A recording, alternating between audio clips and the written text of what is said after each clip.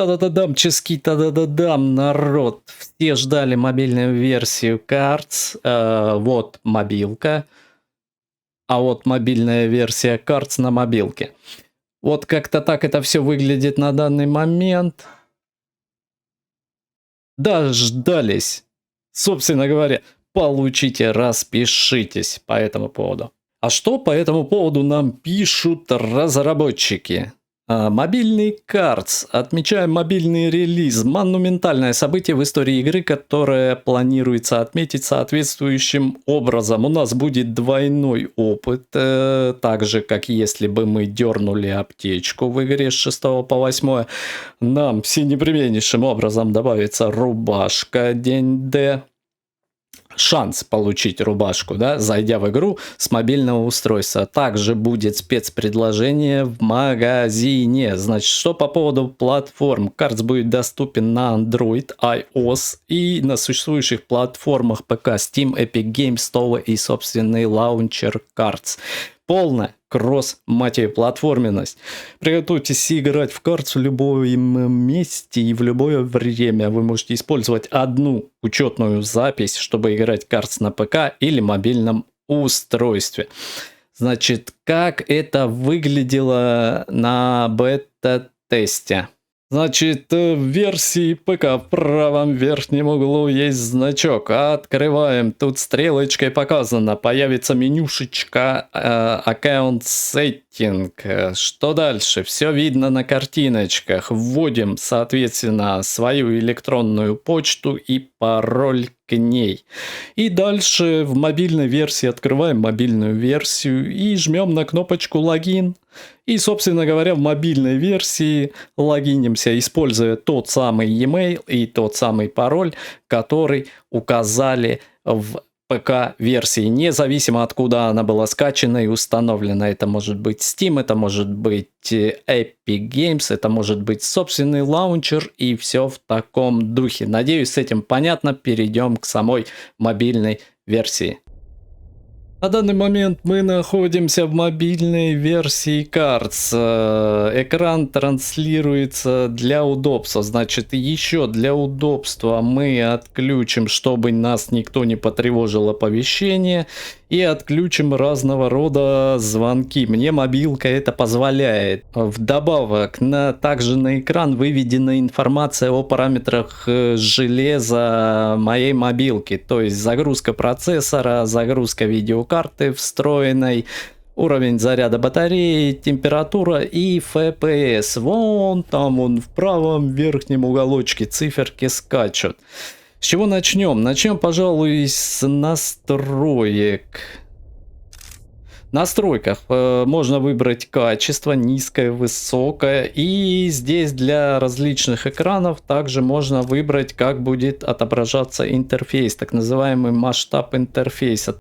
Что еще? Именно в этой менюшке можно найти энциклопедию, то есть все механики со всеми значками подробнейшим образом расписаны. Вот. Дальше, здесь же так называемый код, активировать код. Частенько в нашем сообществе, в Telegram, на своих стримах и в своих видосах я разыгрываю данные промокоды, активировав которые на аккаунт можно получить плюшки и вкусняшки.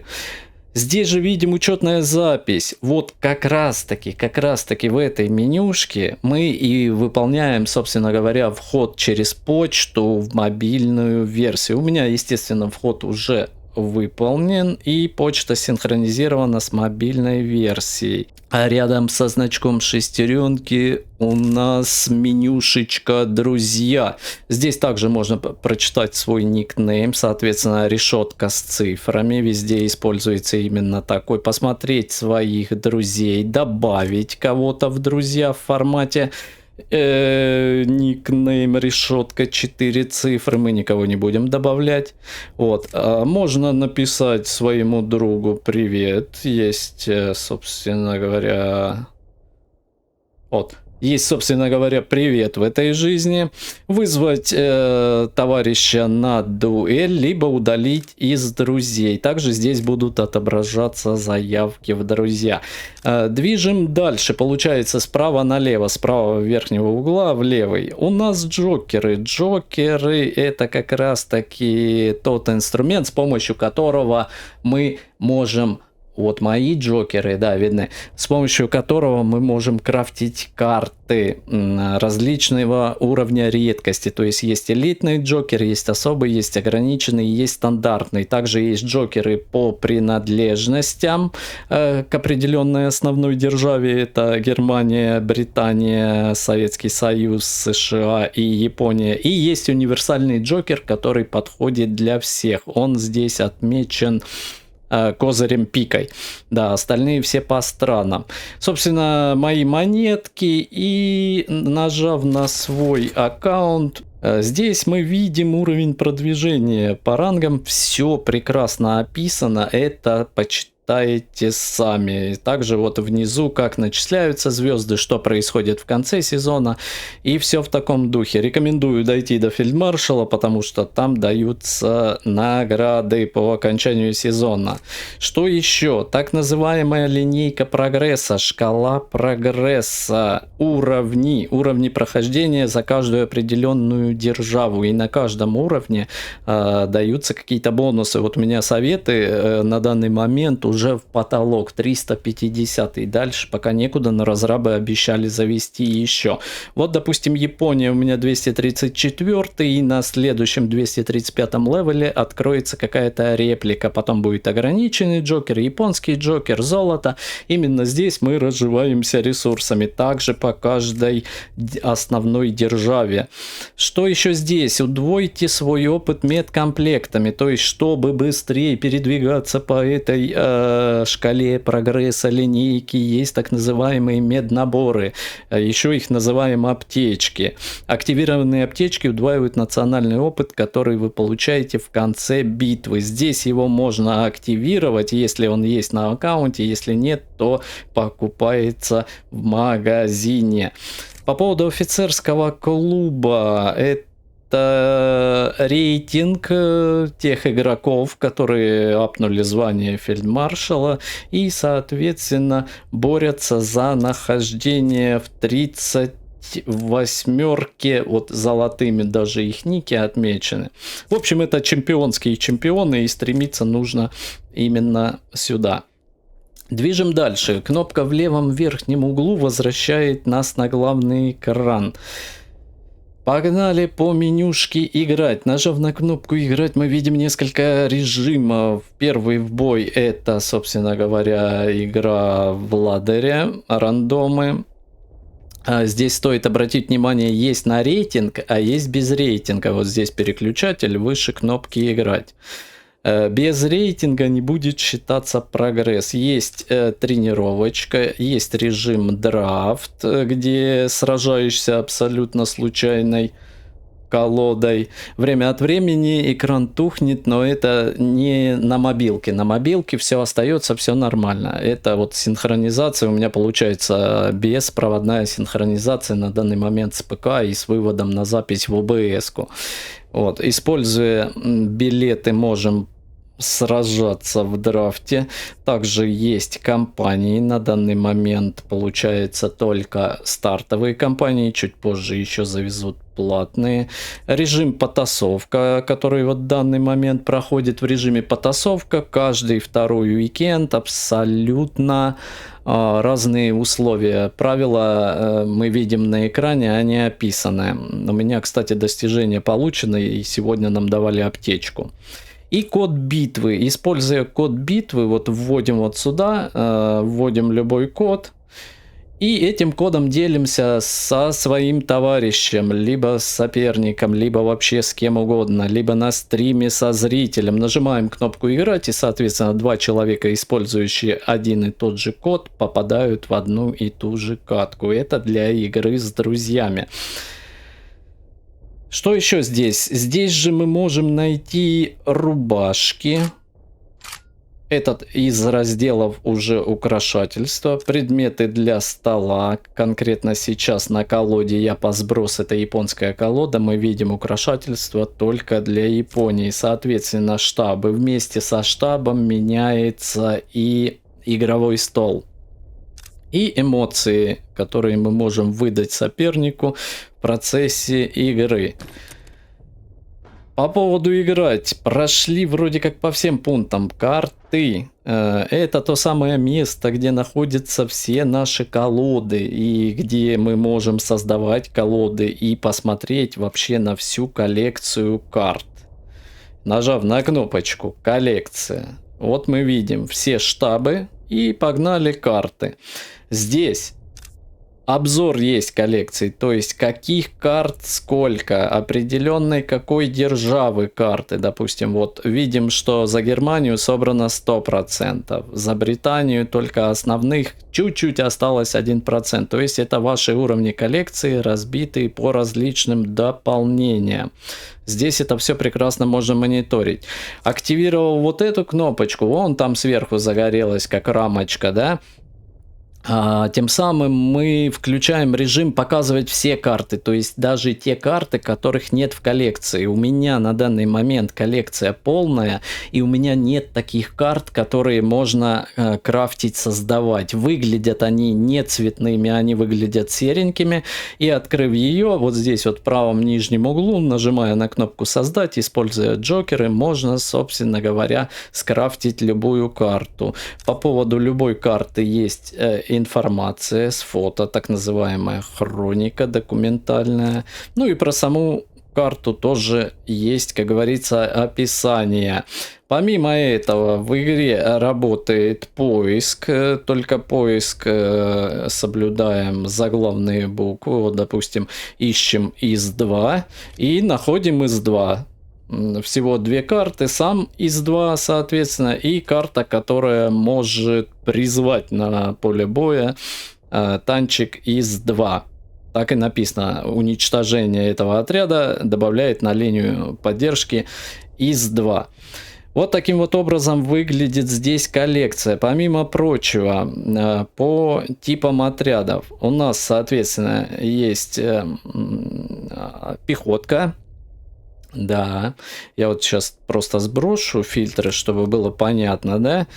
Есть пехотка, это все наши пехотные отряды, есть артиллерия, так называемые пушечки, есть танчики. Из авиации у нас есть бомбардировщики, они же бомберы, истребители. И вот вся коллекция фильтруется в соответствии с тем, какой тип мы выбираем. Также есть приказы и имеются контрмеры на эти приказы, либо на размещение. В общем, контрмеры различные. По редкости идет у нас стандартная, ограниченная, особая и карты элитные. По стоимости в кредитах все это дело можно отфильтровать. И основные державы, и державы-союзники. То есть из основных держав у нас Германия, Великобритания, СССР, США и Япония. И дополнительные державы Франция, Италия и Польша. У дополнительных держав не может быть элитных карт. Время от времени будет происходить так называемая ротация, и карты будут попадать в резерв. Очищаем полностью все фильтры. По коллекции более или менее понятно. Единственное, мы вернемся, здесь еще есть такой пункт, называется наборы, собственно, в которых мы открываем наши паки, либо купленные в магазине, либо выпавшие за какие-либо достижения. Также здесь имеется ящик, который нужно заполнить на 100%, чтобы его открыть. Здесь, в принципе, все по этому поводу написано. И каждые 6 открытых наборов офицерские считаются за 2, обычные считаются за 1. Приносят дополнительный джокер в качестве награды. Также вот если его выбрать, здесь все расписано. Мы сейчас в магазине купим пару паков и посмотрим, как это будет выглядеть. Еще что по картам, значит, здесь мы можем любую колоду сделать избранной. Допустим, выбираем колоду, ставим звездочку, и она выскакивает у нас вот наверх. Здесь же мы можем настроить, то есть выбрать рубашку, какая нравится для колоды. Допустим, вот такую сделаем. Выбрать предметы стола, которые будут на игровом, собственно, столе, штаб и эмоции. Также мы можем, есть кнопка удалить колоду и есть кнопка копировать колоду. Пишет колода скопирована в буфер обмена. Что это значит? Допустим, если вы хотите создать новую колоду и у вас есть код колоды, то, нажимая на плюсик, создавая новую колоду, вам остается всего лишь подтвердить этот код, и колода собирается автоматически. Вот в правой части нашего экрана мы видим все карты, которые на данный момент у нас есть в колоде, то есть точная копия. Помимо этого еще есть так называемая кривая кредитов, кривая манны, как хотите, так и называйте, да. Название колоды, какой штаб, распределение по кредитам, соответственно, сколько в колоде отрядов, сколько приказов, сколько контрмер. Фильтры также здесь работают при сборе, соответственно, колоды. Едем дальше, и дальше на повестке дня это у нас магазин. Какие дела в магазине? Вот-вот у нас уже на повестке дня скоро выход нового дополнения с новыми картами. В новом дополнении их будет 92. В сообществе Telegram, ссылочка на который в описании под видосом и вот здесь под моей вебкой. Об этом информация есть исчерпывающая. Соответственно, мы можем сделать предзаказ, что будет входить 24 офицерских набора и 12 обычных наборов. Также рубашка братья по оружию и эмоция встреча с судьбой. Стоит это все дело 1000 алмазов. Значит, в игре есть понятие монеты, вот которых вверху 12 100, есть понятие алмазы. За алмазы покупается все украшательство. По поводу экипировки, это дневные так называемые предложения. Мы можем купить штаб Лондон за 100, эмоцию и альтернативный арт у карт. Также не забываем заходить и забирать ежедневную бесплатную карту. Вот у меня уже есть. Это была на сегодня карта Таманская. И время от времени появляются интересные карты за алмазы. По наборам на данный момент у нас бьются все карты на основной сет и сет Легионы, который не будет уходить в ротацию. Соответственно, мы можем купить один пак. Обычный неофицерский легионов. Поздравляем, говорит, только что купили. И можем купить офицерский пак, но стоить он будет уже 330 монет. Вот здесь в магазине паки покупаются за монеты. И сделаем то же самое с другим наборчиком. Покупаем. И один офицерский пак дайте нам, пожалуйста, заверните. Купили, сейчас еще попробуем их открыть. И по поводу алмазов все видно в магазине. Вот чего сколько стоит. Алмазы покупаются здесь. Соответственно, за алмазы уже все остальное. Переходим на главный экран и видим вот здесь, где карты у нас появился восклицательный знак. Но еще есть и дополнительная вот кнопка «Открыть наборы». Опаньки. Офицер основные. И мы жмем. Соответственно, чпеньк. И открываем только что купленные наборчики. Попалась особая карта. Это здорово. Особая попалась в офицерском. И, соответственно, вот здесь, открыв офицерский, у нас упал Джокер, добавился, да? Потому что офицерский пак считается за 2. Дубляжи все, то есть повторки, попадают вот в этот ящик, который на данный момент заполнен на 36%.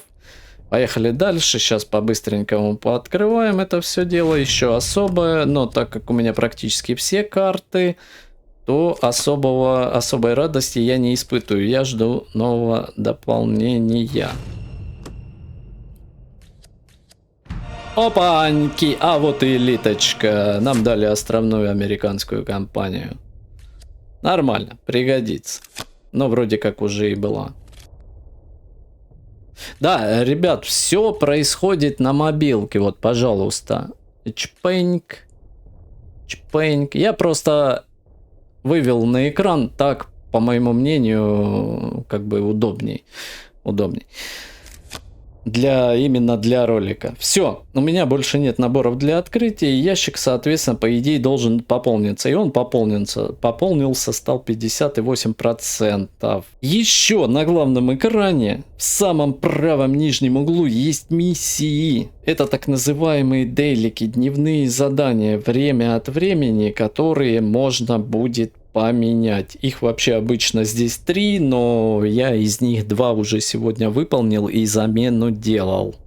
Вот, рекомендую их выполнять, за них, соответственно, будет начисляться золото, будет начисляться монеты, вот это вот голда. Ну, а мне остается только пожелать всем удачи в боях и, пожалуй, позволю себе партеечку.